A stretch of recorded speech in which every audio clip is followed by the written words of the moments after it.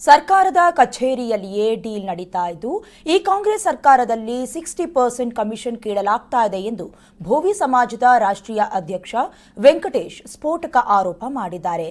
Press ಕ್ಲಬ್ನಲ್ಲಿ ಸುದ್ದಿಗೋಷ್ಠಿ ನಡೆಸಿ ಮಾತನಾಡಿದ ಅವರು ಬಿಜೆಪಿ ಅವಧಿಯಲ್ಲಿ 40% ಕಮಿಷನ್ ಎಂದು ಕಾಂಗ್ರೆಸ್ ಆರೋಪ ಮಾಡಿತ್ತು.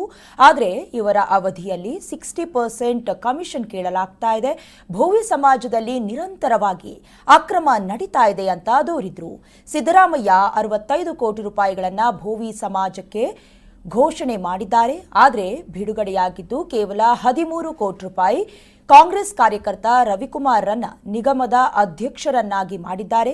ಇವರು ಭೋವಿ ಸಮಾಜದ ಅಭಿವೃದ್ಧಿಗಾಗಿ ಸರ್ಕಾರದ ಮಟ್ಟದಲ್ಲಿ ಕೆಲಸ ಮಾಡಬೇಕಾಗಿತ್ತು.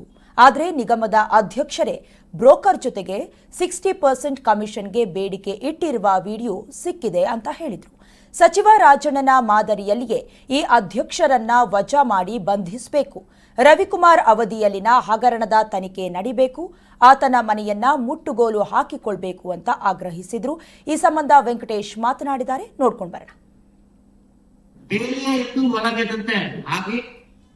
ಮಾನ್ಯ ನಿಗಮದ ಅಧ್ಯಕ್ಷರೇ ಸರ್ಕಾರಿ ಕಚೇರಿಯಲ್ಲಿ ಸರ್ಕಾರಿ ಚೇಂಬರ್ನಲ್ಲಿ ಮಧ್ಯವರ್ತಿಗಳೊಂದಿಗೆ ನನಗೆ 60% ಕೊಡಬೇಕು ಅಂತ ಮಾತನಾಡುವಂತದ್ದು ವಿಡಿಯೋ ಸ್ಟಿಂಗ್ ಆಪರೇಷನ್ ಆಗಿ ವಿಡಿಯೋ ಆಗಿದೆ. ಅಂದ್ರೆ ಹಿಂದೆ ಆರೋಪ ಮಾಡ್ತಾ ಇದ್ರು ಏನಂತ, ಬಿಜೆಪಿಯವರು 40% ಹಗರಣ ಮಾಡಿದ್ರು ಅಂತ ಆರೋಪ ಮಾಡಿ ಕಾಂಗ್ರೆಸ್ ಅಧಿಕಾರಕ್ಕೆ ಬಂದ ನಂತರ ಬಿಜೆಪಿ ಆರೋಪ ಮಾಡ್ತಾ ಇತ್ತು ಕಾಂಗ್ರೆಸ್ 60% ಲಂಚ ಸಂಗ್ರಹ ಮಾಡ್ತಾ ಇದೆ ಅಂತ.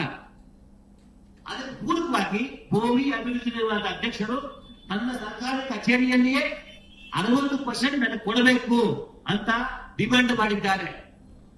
ಜೊತೆಗೆ ಯಾವ ಮಧ್ಯವರ್ತಿ ಹತ್ರ 60% ಡಿಮ್ಯಾಂಡ್ ಮಾಡಿ ಚರ್ಚೆ ಮಾಡಿದ್ರು, ಅದೇ ಮಧ್ಯವರ್ತಿ ಕುಮಾರ ಕೃಪಾ ಗೆಸ್ಟ್ ಹೌಸ್ ಅಲ್ಲಿ 10 ಲಕ್ಷ ರೂಪಾಯಿ ಹಣ